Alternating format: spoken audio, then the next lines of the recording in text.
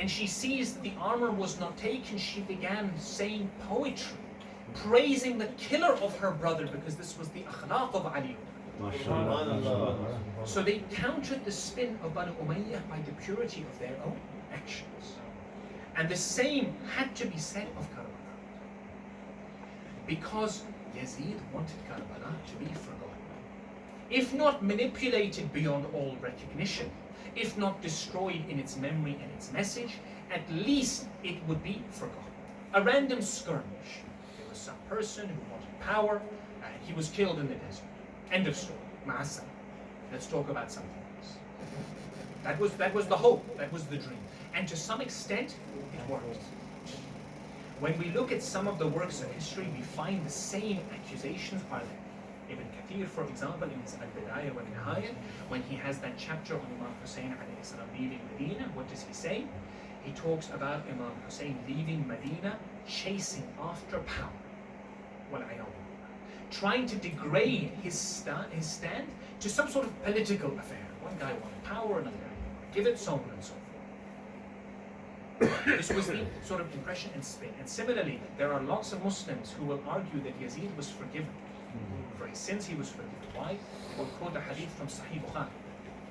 From Bukhari, the book of Jihad, hadith 137, Rasulullah allegedly said that paradise will be granted to the first of my companions, the first of the Muslims that will go on a naval expedition. Some people, they connect the dots. There's some controversy as to whether Yazid was actually there or whether he was drunk in the barracks, but it's not important. They use that as an excuse. They say that, oh, okay, fine, what he did was wrong, but he was forgiven. You can see the rehabilitation, some of the remnants are there. The spin, it has its effects, but alas, the facts, they speak louder than any twisting. And Imam Hassan, salawatullahi wa salam,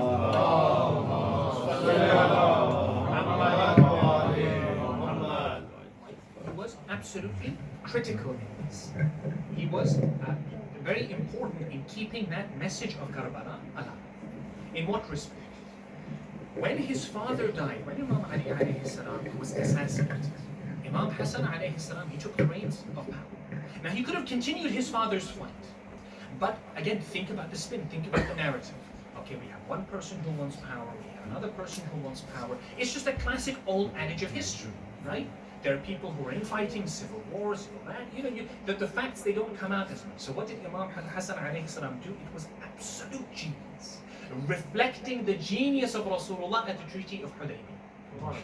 What does he do? He engages in a treaty with Muhammad. He gives him the Khilafah. Why? Because now he is going to show every fiber of the fake mask that Muawiyah has been championing. All of his claims to truth and to justice and to the Sunnah of Rasulullah will all melt away in front of this treaty of Imam Hassan. But he's patient. He will wait. He will wait, because there is only one tenet of the treaty that needs to be fulfilled. Only one. And that was about successorship. That the treaty stated that the one who would succeed Muawiyah would be Imam Hassan if he was alive, or Imam Hussain alayhi salam. So after he was poisoned, Imam Hussain alayhi salam became Imam. Again, he was patient. One by one, he would let Muawiyah's actions speak for themselves until he put Yazid in power. That was when the treaty had been broken beyond all redemption. And all to posterity can see where the deception was and where the truth was. Where was haqq and where was batil. Doesn't matter what spin, doesn't matter what manipulation you do, the truth becomes apparent. Karbala could not have happened if it was not for the efforts of Imam Hassan alayhi salam, the forgotten Imam, the one whose biography is one of the most painful. And so, Imam Hassan alayhi salam, he planted the seeds. Imam Hussain alayhi salam, he continued in the same way. In what respect? When he is leaving from Medina, he makes an important statement. What is that statement? That he will take his family with him. Now, if you are greedy for power, if you want some sort of worldly domination, the last thing you do is take the women and children, right? And it's certainly in that context, in that time. Because they will slow you down. They are a liability in many ways. One of the reasons why the Arabs of Jahiliyyah would bury their daughters alive, one of the perverse logics that they would use, was the fact that if they were captured in war, it would be a shame for us. Imam Hussain alayhi salam, when he leaves Medina, he takes his women and children with him. And when Ibn Abbas tries to stop him, says, at least if you're going to your martyrdom, at least leave the women and children behind. He said to Ibn Abbas that these are trusts from Rasul. These are an amana from Rasul. How can I leave them here? Who can I trust them? And Bibi Zainab, she came to Ibn Abbas and said, how could you insinuate that he would leave us? For he is our Imam. We will live with him or we will die with him. So Imam Hussain alayhi salam established the narrative. And again, we see evidence of it, how of an impact it had, despite all the propaganda. A neutral observer, Charles Dickens, in Miscellanies, he talks about the fact that Imam Hussain took his family, took the women and children. No way could this have been a political ploy for power. And Imam Hussain alayhi salam, when he is in Karbala, what does he do? He again focuses on his identity. Why? Because he's making it known to all of the people there in Karbala that you're not just killing someone random. You're not just killing a desert nomad. You're not just oppressing a family lost in the desert. You are targeting the family of Rasulullah Muhammad sallallahu alayhi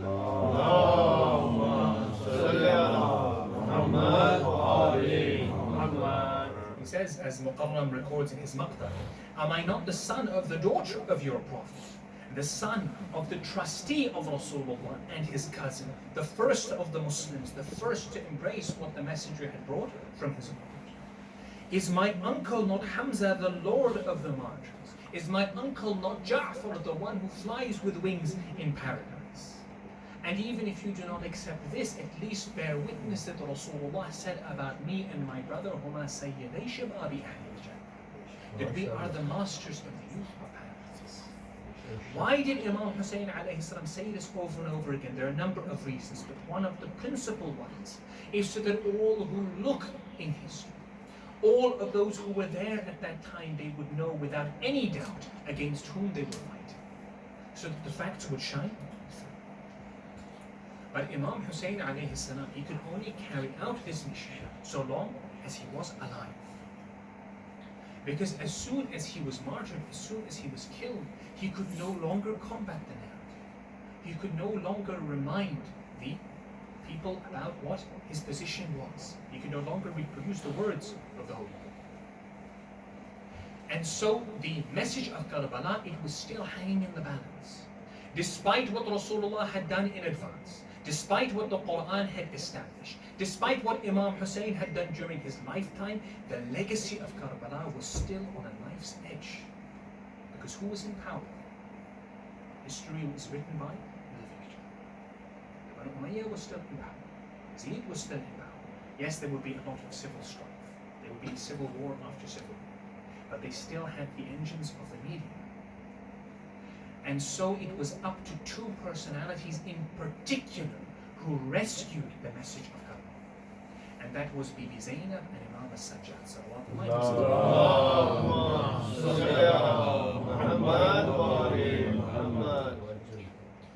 And again, she begins, Bibi Zainab begins in Karbala. As Muqarram records in his Maqta, Bibi Zainab, when they are about to leave, she repeats the same thing Imam Hussain alayhi salam said. She looks up to the skies and she cries out, Ya Muhammad, this is Hussain, who lies covered in blood, with his limbs cut off. Here are the daughters of your family who have been taken captive. Why is that statement so important? So that they cannot forget, so that the truth is known.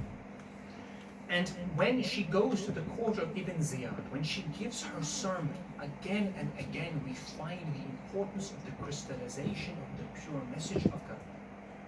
Because when she stands in that court, a few extracts from her sermon so that we can understand how she changed the paradigm of what the Banu Umayyah were painting. She said in Kufa, do you shed tears? May your tears never dry up and your lamentations never cease. You are like the woman that unravels to bits the thread which she has firmly spun. Your faith is nothing but deceit and betrayal. Are there any among you except the immodest, the disgraced, the prideful, the adulator, the spiteful, the enemy, the reviler? Cry endlessly and laugh little, for your deed was so disgraceful you will never atone for it. How can you wash away the crime of murdering the scion of the seal of the prophets, the essence of the message, the lord of the youth of the paradise, the refuge of the nobles, the refuge you sought during affliction, who brought divine proofs, the master who defended the prophetic tradition? What an awful sin you have committed. Again, she echoes the stance of Imam Hussain alayhi salam. It is precise, it is calculated, it is powerful.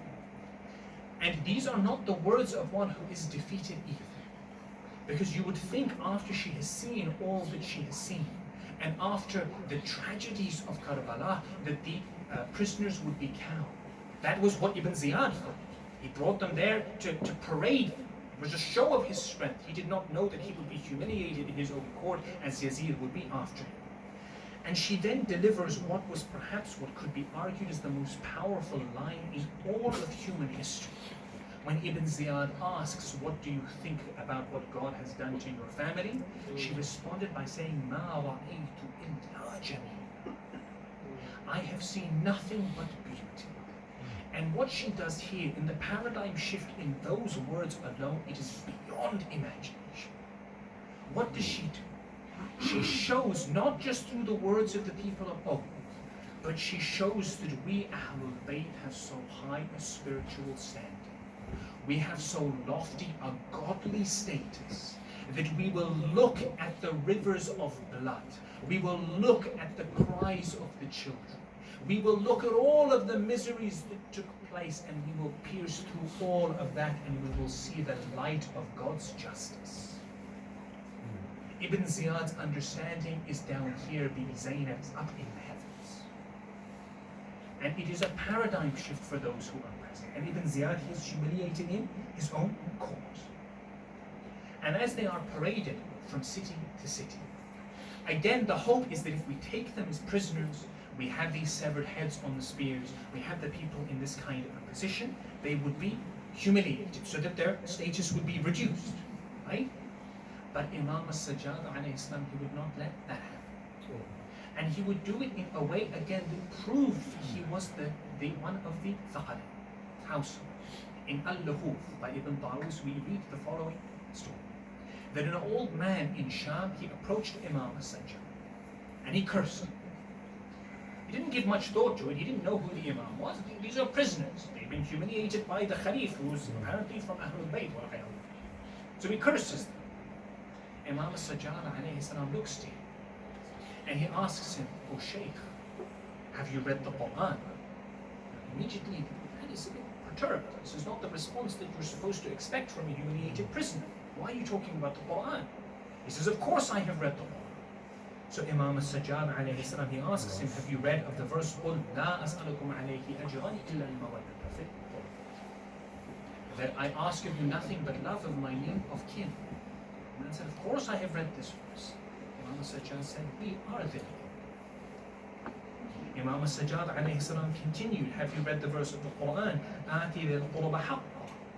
Give the rights to the Dhil Qurba." He said, "Of course I have." Imam al-Sajjad said, "We are the Dhil Qurba."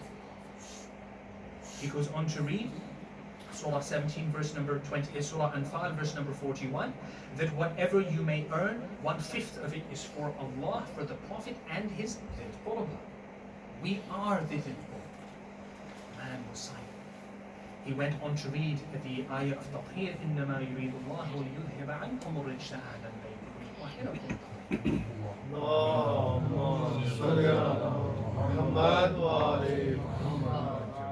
And he says, we are the Ahlul Bayt, from which we have been protected from all najas, all impurities. And at that point, the old man, whatever the propaganda, how long had he spent in Syria? How long had he spent in Sham? How much of a marionette had he become under the strings of the government? And yet, alas, just a few words, a few facts from Imam al-Sajjad, and all of the spin, all of the twisting, all of the manipulation, it all melts before his eyes. He throws his turban on the floor, he begins to wail and cry, and he says, "Imam, I did not recognize this. Please forgive me." Imam al-Sajjad responds as if there is nothing to forgive.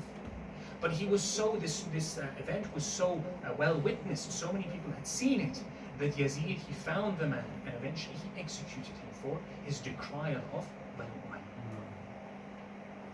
Imam Sajjad alayhi salam, he fights the narrative that Banu Umayyah are trying to spin. And in the court of Yazid, we find the same game that Banu Umayyah are playing, but it reaches its zenith. And it is at that point, at that apogee, that Bibi Zainab and Imam Sajjad, they strike Yazid down so much that his character, his reputation, his personality could never recover, except amongst the most shameless and the most blinded by dogma. What happens in the court? Yazid, he already thinks that he has won. He thinks the game is over. And he bears witness to many statements of kufr even. He says that there was no revelation to the Holy Prophet. It was just a play from Banu Hashim. And he also wishes that his ancestors from Badr were there. These are the same ancestors that Allah subhanahu wa ta'ala in the Quran, when he talks about the defeat of the people at Badr, he said it wasn't you that defeated them, it was Allah. Because Allah subhanahu wa ta'ala, he draws a line. He says on this side is Iman, on this side is Kufr. The people on that side represented Kufr. Yazid shows to whom his allegiance lies. But he's not as careful anymore. Because he doesn't need to, does he? Because they are defeated prisoners.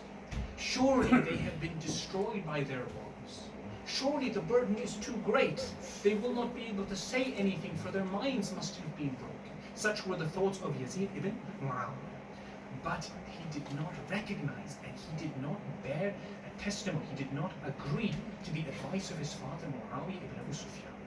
Muawiyah was a very clever man. And he warned Yazid, do not mess with Imam Hussain.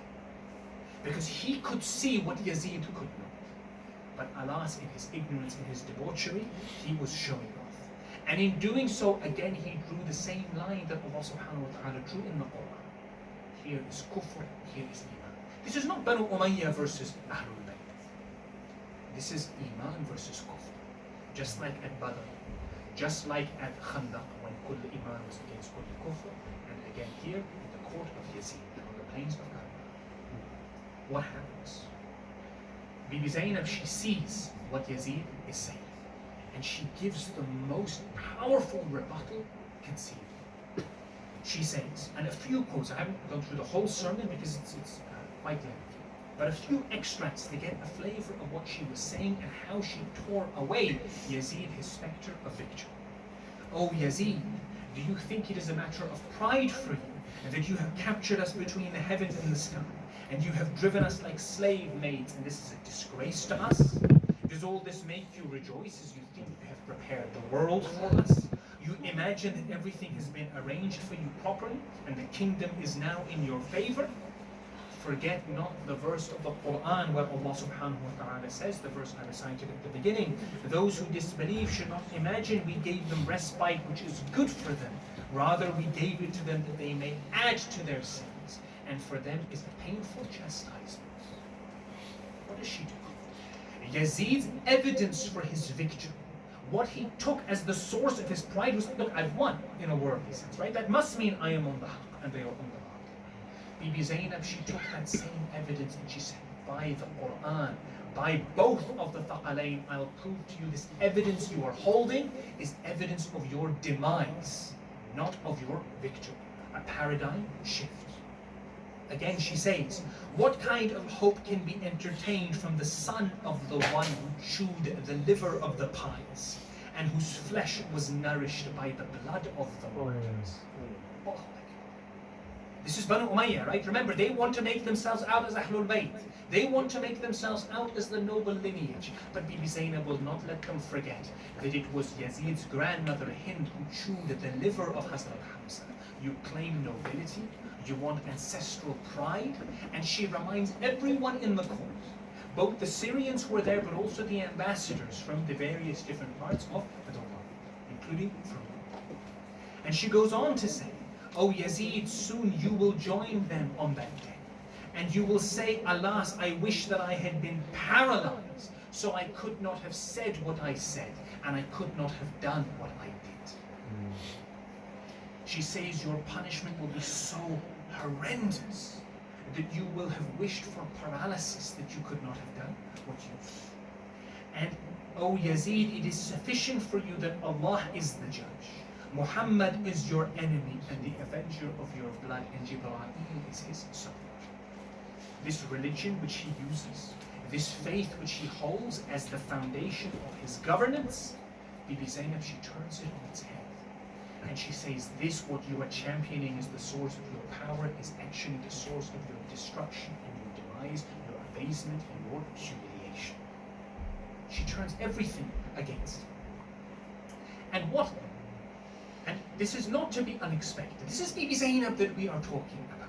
She is the paragon of knowledge. When Imam Ali alayhi salam, when his name was banned, when calling your child Ali or Fatima was dangerous, how would the people who wanted to narrate from Imam Ali, what would they say? They would say the father of Zainab said. Why? Because of how eloquent she was. What command she had when she spoke, it was as if we could hear Nahjul Balagh. She is the granddaughter of Khadija, who is the queen of Quraysh, Amir of Quraysh, and she is the daughter of Lady Fatima Zahra, Sayyidatul Nisa.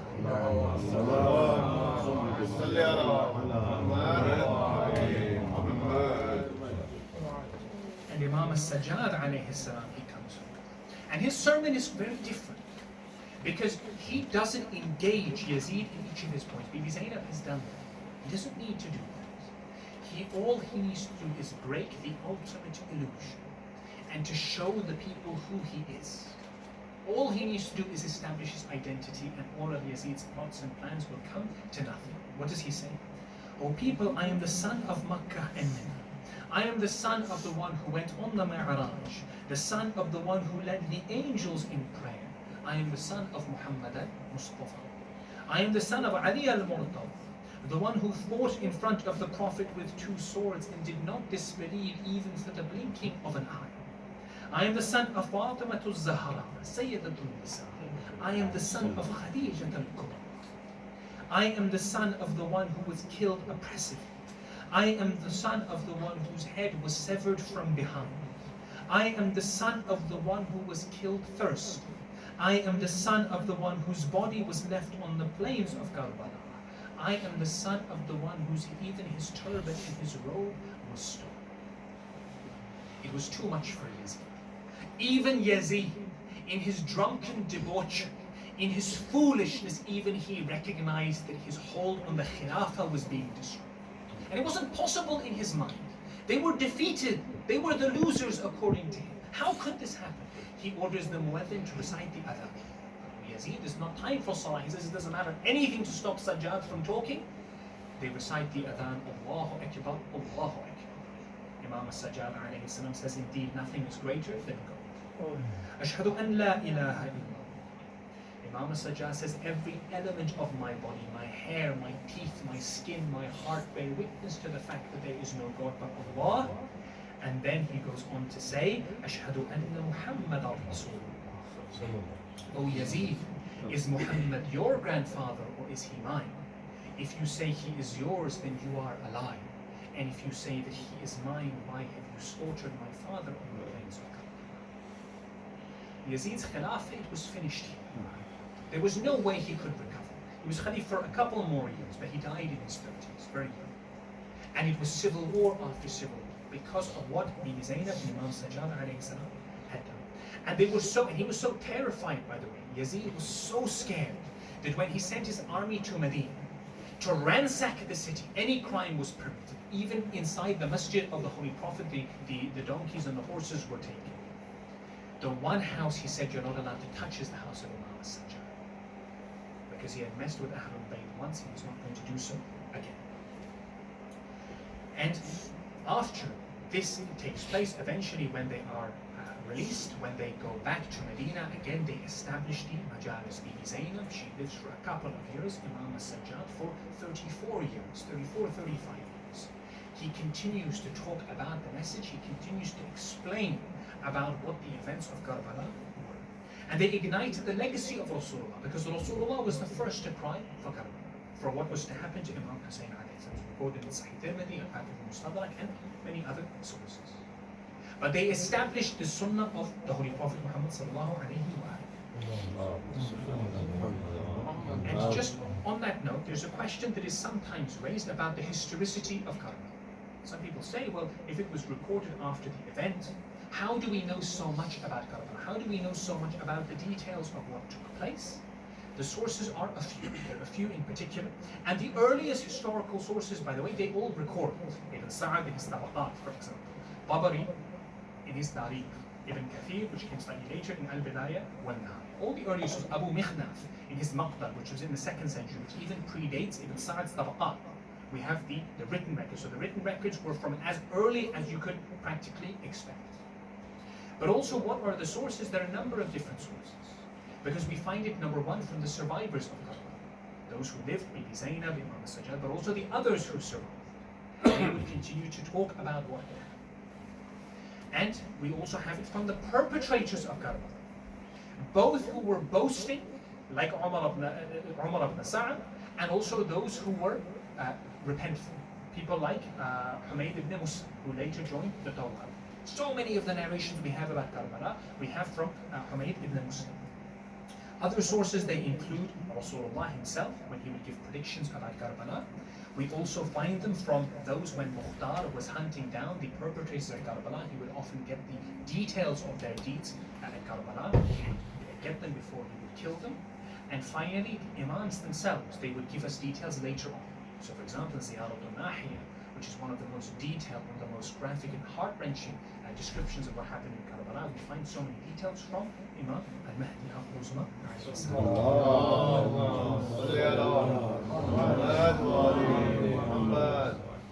Now that's not to say that there are certain legends and certain myths which have come up about Karbala.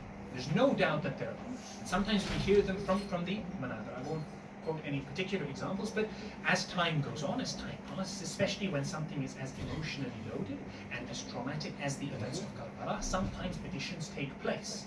And sometimes there are things that should be weeded out if we don't have access to sources that show the evidence for it. But again, the historicity cannot be done. Just like with Hadith al-Kisa, we find the same with the events of Karbala. And Bibi Zainab, she gave a consolation to Imam al-Sajjad, that after all was said and done, she made a promise to Imam al-Sajjad. She says, as is recorded in Kamil al-Ziyah, that they will gather up the severed limbs, they will gather up the bodies that were washed in blood, and they will bury them. They will hoist a flag for your father in the land of Ba'ath, and its effects will be far-reaching, and it will never become old, and they will not disappear over time. The leaders of Kufr will try and destroy the memory of your father, Abu Abdullah, but they will do nothing except increase his majesty. And we are here 1,400 years later. Everyone here is a testament to the words of Bibi Zainab, that the memory of Imam Hussain alayhi salam, despite all of the efforts of Banu Umayyah, despite all of the spin, despite all of the lies, it continues to live on to this day. But one thing that we often forget about Karbala, we tend to talk about Karbala, especially when we're analyzing it historically, in terms of grand events. We will talk about Karbala, for example, as the saving of Islam. We will talk about the fact that Hussain minni wa ana min al-Hussain, that Rasulullah brought Islam, Imam Hussain alayhi salam rescued Islam. We will talk about how all of the plots and the plans of Banu Umayyah, they came crashing down. We will talk about how Karbala became the center of the beating heart of Islam. But sometimes we talk about things on such a grand scale, on such a theoretical plane, that we forget that each and every one of those who were there at Karbala, they were human beings too. Even when they were infallible, even Imam al-Sajjad alayhi salam, even Bibi Zainab, the events that they witnessed on that day were beyond any description. And we cannot even begin to imagine what took place in Karbala and what it was like to witness what happened. It was so difficult. On even Imam al-Sajjad alayhi salam, let's take him as an example. 34 years he was Imam afterwards. 3.5 decades And even near the end of his imamah, when he would walk in the market and he would see a butcher slaughtering a sheep, he would approach the butcher and he would ask it, have you given it water before you slaughtered it? And the butcher would say, of course, Sajjad, of course we have given it water. For indeed every animal deserves water before it is slaughtered. Imam Sajjad would begin to cry. And he would say that my father was slaughtered whilst thirsty, even though he was in between two raging rivers. The scars of what happened there at Karbala would never heal. But again, let's go one step further. They were human beings at Karbala, yes, but Imam Sajjad was an imam. Bibi Zainab, she was Masa'ib. She had seen Masa'ib after Musibah. But there were those there at Karbala that had not the heart to take it. Because in Karbala we also find so many of the children that were there. If Imam Sajjad alayhi salam does not recover after 35 years, what hope do the children have? And what misery wasn't there on the day of Karbala? And we look specifically at the example of Bibi Ruqayya. Because she is young. She is about 3 or 4 years old. She's at that tender age. And we have that special relationship between the father and between the daughter. And Imam Hussain alayhi salam, he knows that when he passes away, she will not be able to sleep at night without his support. So he says to Bibi Zainab, please, here is an amana. Please look after my daughter Ruqayya, because I will not be here to look after her. But how difficult a task, oh Imam Hussain, you are giving to Bibi Zainab, because they will be taken from town to town. They will be pelted with stones and with boiling water and humiliated in the streets whilst walking behind your severed heads. How is Bibi Zainab supposed to look after her? At that age, at that young age, children, they are scared of many things. They are scared of the dark. They are scared of strangers. They are scared of wild animals. They are scared of fire. Which one of these phobias was Bibi Ruqayya not exposed to on Sham? She would witness as the chadars were on fire. She would run from the tent to the other tent whilst her own chadar was on fire, being burned and scalded. She would look as the horses would trample some of the hapless children under their hooves. She was there when they would slap the women of Ali Muhammad. She was there when they would sever the heads from the bodies. And she was taken on that desolate journey from Karbala to Kufa all the way to Syria. They were not given water, they were thirsty, they were hungry, they found it so difficult. But she went through every difficulty. But when it was time for Salah, she would see Imam Sajjad alayhi salam would lead the Salah. And she would ask her brother, where is my father? Because it was him who would lead the Salah. Imam Sajjad, all of the pains in his heart, he could not bear to tell her that your father is no more. So he would say that he has gone on a long journey. Bibi Ruqayya, she would continually ask for her father while they were traveling, until eventually they were thrown into the dungeons of Sham, the most miserable dungeons, the ones without a roof, so that in the day you would be scorched under the sun, and in the night you would be frozen. As if she hasn't had enough difficulty as it was. And we have to feel for Imam Sajjad. This is his sister, his young sister, who he feels responsible for. What can he do to help her? When she is in the prison, they are kept day after day. She would look on the windows. She would see as the birds were flying away. And she would say to Imam Sajjad, oh brother, where are the birds going? Imam Sajjad replied by saying, they're going home, oh Ruqayya. Bibi Ruqayya, she would cry with tears in her eyes. She said, oh Sajjad, what about us? When are we going home? And we can only imagine what went through the heart of Imam Sajjad, because he knew that the one who wanted to return back to Medina the most would never make it. All of them would go back, but she would be doomed to stay in Syria for the rest until Yawmul Qiyamah. Eventually, after she faces tribulation after tribulation, difficulty after difficulty, it's too much. In the night she has the dream. And she sees her father, Imam Hussain alayhi salam. She begins to ask for him. Imam Hussain says, don't worry, you will join us soon, you will be with me soon. Bibi Ruqayya, she wakes up, she's wailing, she's crying. They come to Bibi Ruqayya, they try and console her, it doesn't work. Imam Sajjad asks her, why do you cry so much? She says, I want my father, I want my father. Yazid al-La'in, when he hears this, he says, give her her father. So they take the severed head of Aba Abdullah al-Hussain, the head which has been mutilated, the one that has been drowned and soaked in its own blood, they put it on a tray and they give it to Bibi Ruqayya. Bibi Ruqayya, she doesn't want food. She says, I'm not hungry. They remove the covering. She sees the severed head of her father. She sees that her father is dead for the first time. She throws herself on top of the head and she cries out, who has made me an orphan at such a young age? Oh, my father, who has dyed your beard with your blood? She begins to cry, she weeps, until after some time the sound begins to stop. Imam Sajjad alayhi salam, he says in the dungeons, Inna lillahi wa inna ilayhi raji'un. Separate her from the head because her soul has left her body. Imam Sajjad, then he had to take the chains which he was wearing and he had to dig a grave inside their very prison for the young Ruqayya. When they went back to Karbala, the mothers of the marches of Karbala, they went back to their children. Layla, she ran to Akbar to say her salams. Rabah, Farwa, she ran to Qasim. But Bibi Zainab, she did not go to Al Muhammad, she went to Aba Abdullah al-Hussain. She says, oh my brother, oh Aba Abdullah have failed you. You left me an amana. I did my best. I tried to look after your young Ruqayya, but alas, I could not. I have left her in the dungeons of Sham. La'natullahi ala qawm al-zalimeen.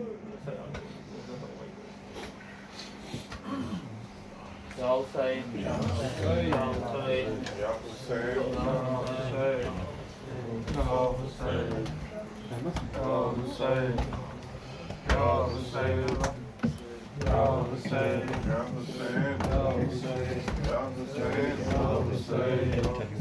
Ya Hussain, Ya Hussain, Ya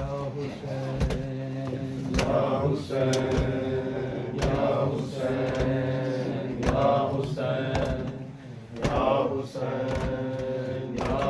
Hussain, Ya Hussain, Ya Hussain, Ya Hussain, Ya Hussain, Ya Hussain, Ya